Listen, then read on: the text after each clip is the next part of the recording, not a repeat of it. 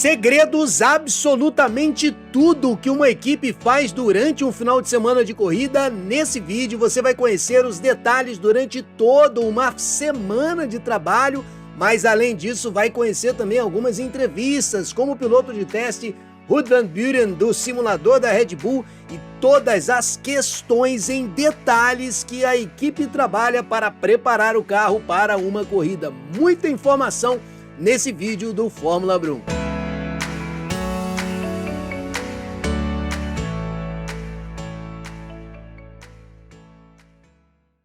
Apesar de começarmos a ver uma Race Week durante o Treino Livre 1, que ocorre na sexta-feira, às vezes nem dá para pegar o treino livre porque a gente está no trabalho, pegamos às vezes o resumo numa das nossas lives aqui que a gente faz segunda, quarta e sexta ao meio-dia. A Race Week, na verdade, começa muito antes da sexta-feira para cada uma das equipes e tem também detalhes entre as sessões de Treino Livre 1, 2, 3, classificação, que você vai conhecer muito em detalhes nesse vídeo. Primeira coisa que a gente tem que pensar é que essa semana convencional que a gente tem de domingo a sexta ou domingo a sábado, na verdade deve ser pensado colocando a sexta, o sábado e o domingo como figuras centrais. Tem muita coisa que acontece na quarta e na quinta e também na segunda e terça. Apesar do final de semana já ter terminado, os dados são analisados, os pilotos têm algumas funções para fazer e muitas vezes também, quando não tem um final de semana de corrida depois de uma prova, outros tipos de trabalho acontecem que você vai conhecer em detalhes nesse vídeo. Mas seguindo nessa lógica, a primeira coisa que acontece é a gente pensar tudo o que ocorre numa equipe antes do final de semana propriamente dito, ou antes da própria Race Week. Eu tenho um vídeo aqui no canal em que eu trato esse processo de atualização de um Fórmula 1, que envolve o trabalho da equipe, os modelos testados em CFD, simulador e túnel de vento, a fabricação efetiva do carro, quando ele de fato então vai para a pista e voltam esses dados para a fábrica, ou seja, perceba que há uma função cíclica contínua, 24 horas por dia, 7 dias da semana, salvo as férias do meio do ano, Natal e Ano Novo. Uma equipe de Fórmula 1 funciona praticamente como uma indústria aeroespacial. E por isso, muito mais do que a Race Week, esse processo contínuo de atualização do carro faz com que uma programação que ocorra entre as sessões de treino e classificação, mas também entre as etapas. Existem muitas semanas que ocorrem entre um final de semana e outro de corrida. Quando há um tempo vago, é possível você fazer uma preparação. Você vai conhecer isso em detalhes porque quando a gente fala dessas semanas de preparação, nós estamos falando, por exemplo, do uso do simulador. Uma ferramenta muito importante que os pilotos usam não apenas para desenvolver a si mesmo como pilotos, mas na verdade não é tão essencial assim para esse aspecto, mas principalmente para o desenvolvimento do carro. Eu já tenho um vídeo aqui no canal recentes falando sobre os segredos do simulador. Nesse vídeo eu ainda vou falar um pouquinho sobre como ele participa da Race Week em si. Isso mesmo, o simulador participa durante o final de semana de corrida. Eu não estou falando de um simulador na pista, eu estou falando do simulador da fábrica em contato direto com a equipe.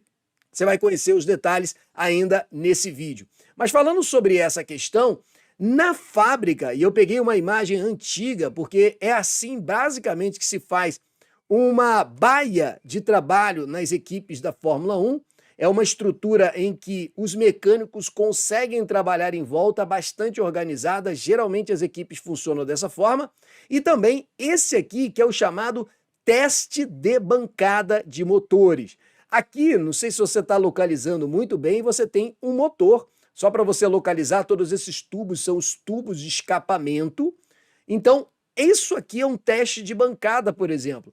Muitos desses motores, quando eles saem dos carros e voltam para as fábricas, eles passam por esses testes justamente para fazer retíficas, para fazer otimizações. Os motores muitas vezes são reaproveitados. Então perceba que existe muito trabalho das equipes que ocorre entre as etapas e é permanente. é um processo de competição de engenharia e que a participação do piloto é muito importante também, mas perceba como vencer na Fórmula 1 não se trata apenas de aquilo que acontece durante a corrida em si, mas de uma preparação muito prévia. Toda essa estrutura que você está vendo, por exemplo, é a fábrica da Mercedes.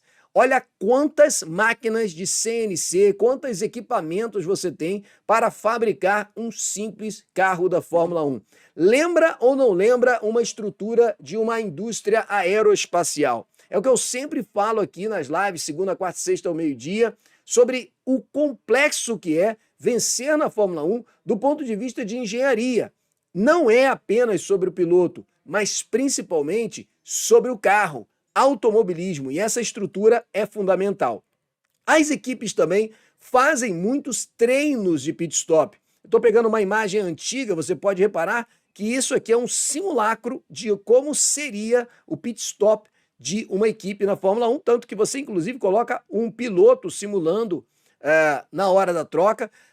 Uma das equipes que mais faz esse trabalho é a Red Bull, com um diferencial.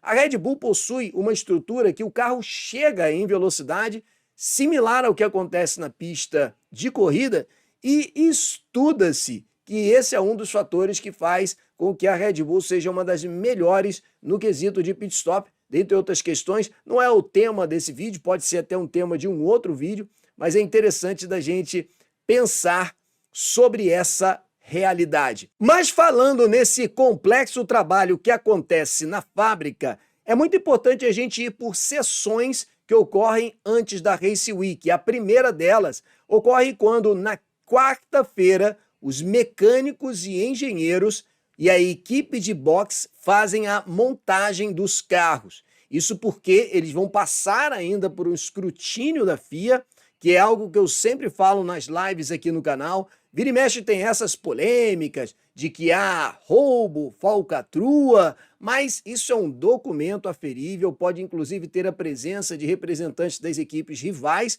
As equipes montam os carros, eles passam para a aferição, mas paralelo a isso tudo, pilotos estão nas suas respectivas ações de marketing. É por isso que o piloto, muitas vezes na Fórmula 1 moderna, faz algumas atividades que aqueles que têm um comportamento mais das antigas não gostam, porque é um tempo que você não está trabalhando com os seus engenheiros, com os seus mecânicos e inclusive em simulações que você já testou na fábrica, mas os pilotos fazem muito dessas ações de marketing e também os chefes de equipes, junto com os pilotos, fazem uma ação com os patrocinadores. E aqui é muito importante.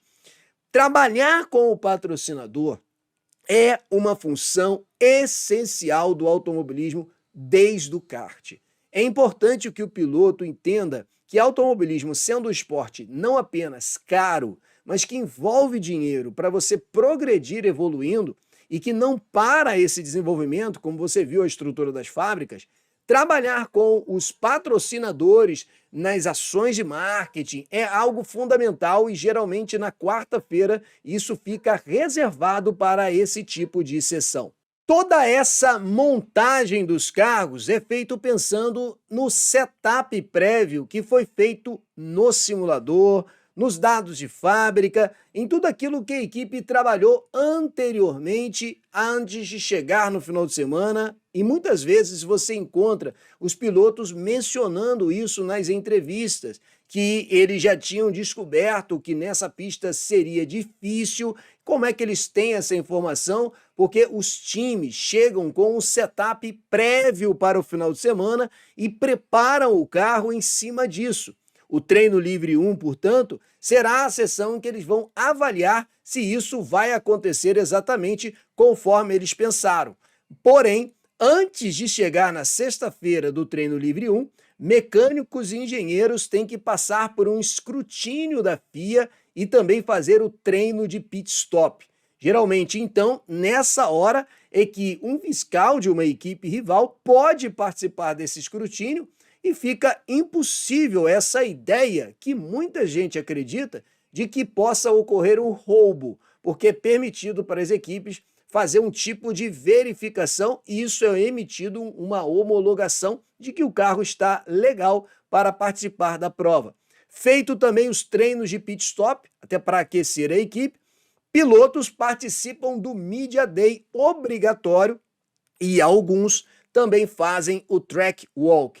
A diferença entre o Media Day obrigatório dos pilotos e as ações de marketing que eles fazem na quarta-feira é que as ações de marketing da quarta-feira são ligadas aos patrocinadores específicos da equipe, ou seja, são feitos pelo time de marketing das respectivas equipes, enquanto o Media Day é feito pela estrutura de mídia da própria Fórmula 1 e é obrigatório. O que não é obrigatório é o track walk, uma atividade importante dos pilotos de conhecimento da pista. Alguns pilotos gostam de fazer, outros não, mas o Media Day é obrigatório. E também os chefes de equipe têm o seu Media Day obrigatório. Isso geralmente também é publicado no site da FIA, toda essa informação.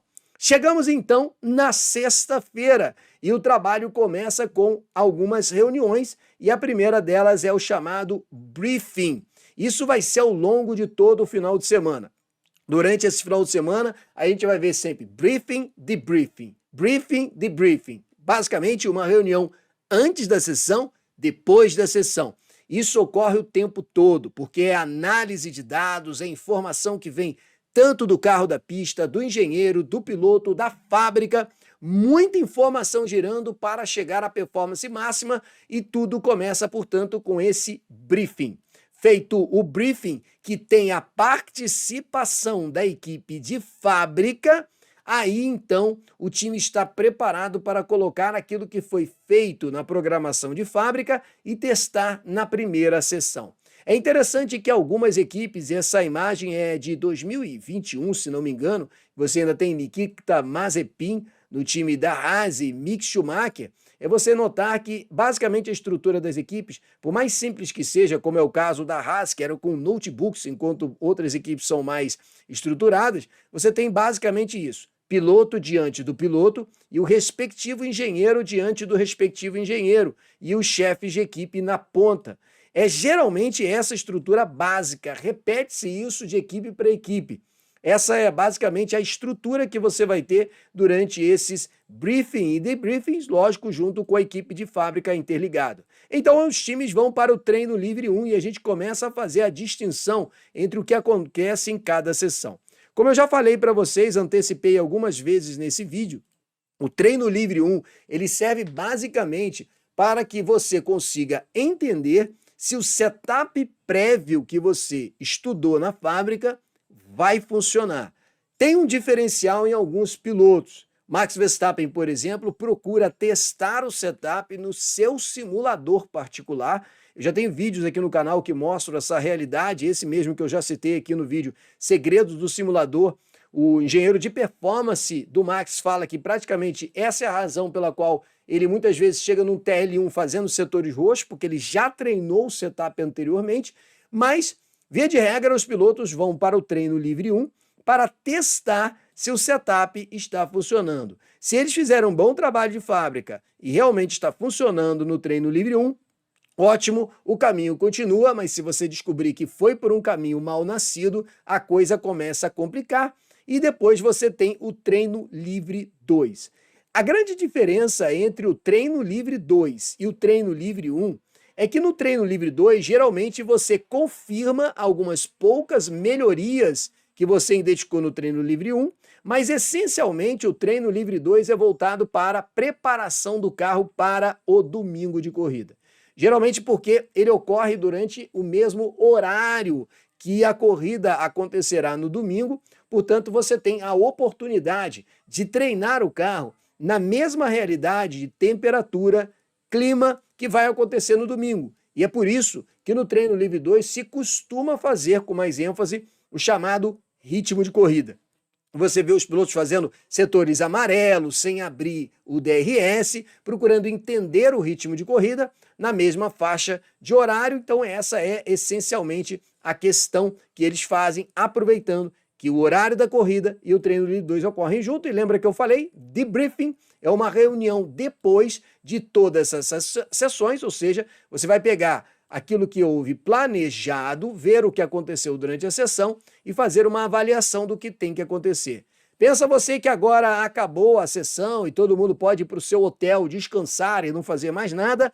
Muito pelo contrário, o trabalho continua em tempo real durante a madrugada. Lógico, tem o fuso horário do local da corrida com a fábrica, geralmente na Inglaterra, mas toda a equipe de fábrica está trabalhando duro. É o chamado overnight da fábrica. Isso é interessante, por exemplo, na Red Bull. O quanto que a Red Bull muda muito a qualidade de preparação do carro de sexta para sábado. Tem os emocionados da sexta-feira, vocês conhecem, né? A Mercedes faz um bom tempo, a Ferrari está em primeiro e a Red Bull está lá atrás, e aí a gente sempre espera que no sábado vai melhorar as coisas para a Red Bull. É uma maneira deles trabalharem, é uma metodologia.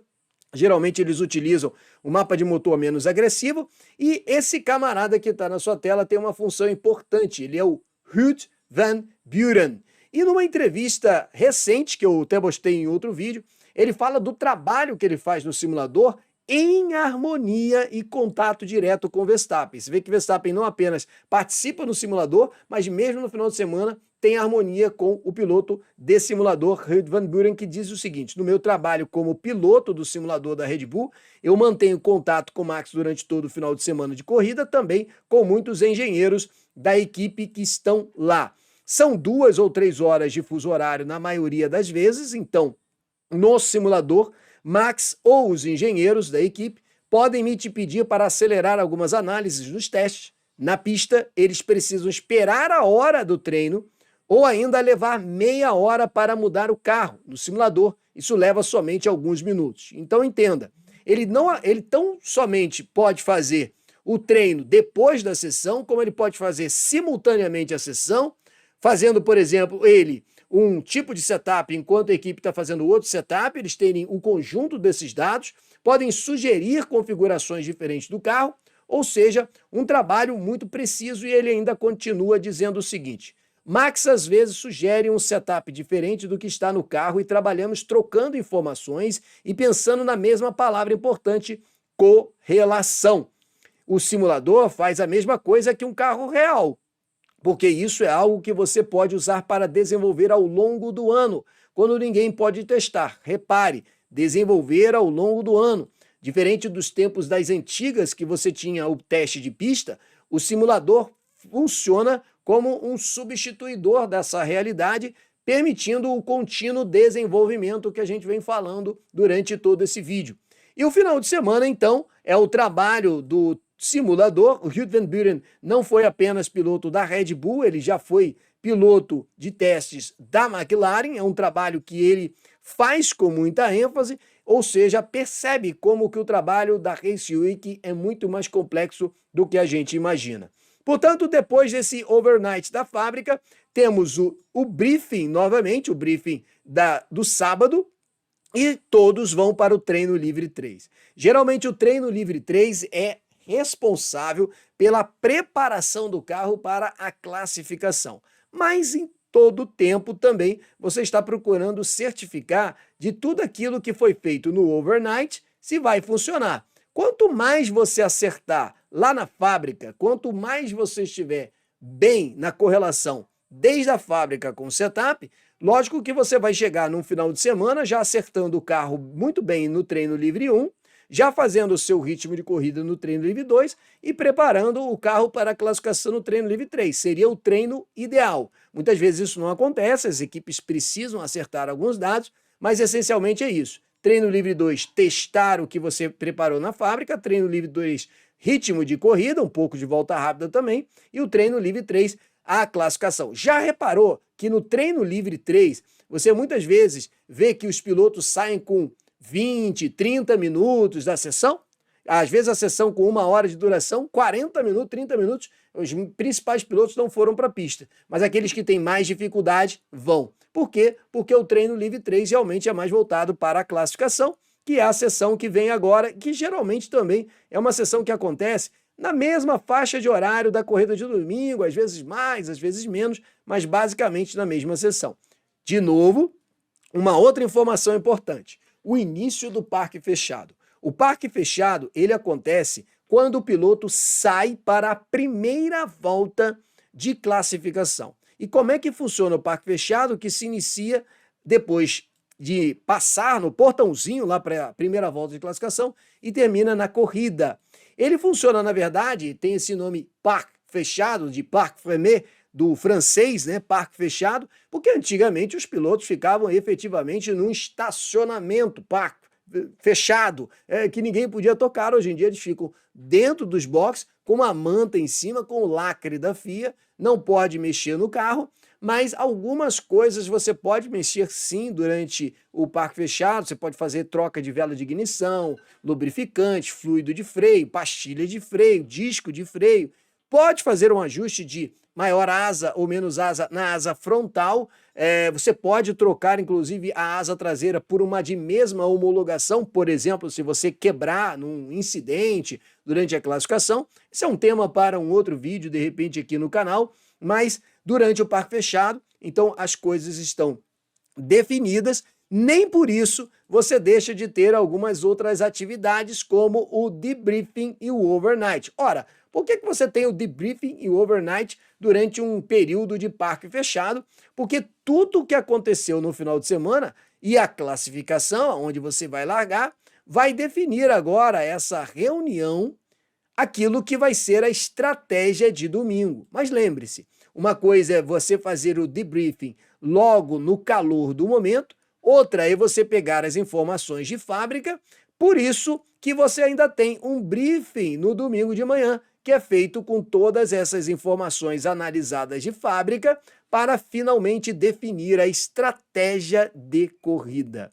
Uma vez feito isso, os pilotos vão para o evento promocional, o Drivers Parade, que os pilotos fazem aquele desfile para a torcida, participam da cerimônia do hino e todos vão para a corrida, até que ao final tem o fim do parque fechado. Pensa você que acabou o final de semana? Não! Os pilotos têm os assuntos de mídia obrigatórios, inclusive eles podem ser punidos se não participarem das entrevistas. Não sei se você já viu o Stroll muito chateado da vida, não querendo participar das entrevistas e tudo mais, mas sendo obrigado a participar. Você tem esse Media Day e tem um debriefing. Esse debriefing, geralmente ele ocorre muito rápido, mas ele é extremamente importante. Por que ele é importante? Porque se você deixar muita informação para o dia seguinte, o piloto já esqueceu, dormiu, não está no calor do momento. E também é importantíssimo pegar a informação no calor do momento. Mesmo que o piloto esteja revoltado com o que aconteceu, você precisa dessa impressão, mesmo numa reunião curta, 15 minutos, 20 minutos, isso é desde a origem do kart, para que você possa ter essa informação e então usá-la na segunda-feira, quando mecânicos, engenheiros e o time de fábrica fazem a análise de tudo o que aconteceu no final de semana. Eu até vou diminuir a minha imagem aqui, que tem mais coisas para falar com vocês, mas aí nessa sessão é o que vai definir quais são os próximos passos de atualização e desenvolvimento da equipe. Ou seja, você então tem o treino regenerativo. Lembra do jogador de futebol? Piloto também faz o seu treino regenerativo, um descanso, porque as coisas continuam. E elas continuam quando todos na terça-feira viajam para a próxima etapa, principalmente se ela ocorre na mesma semana.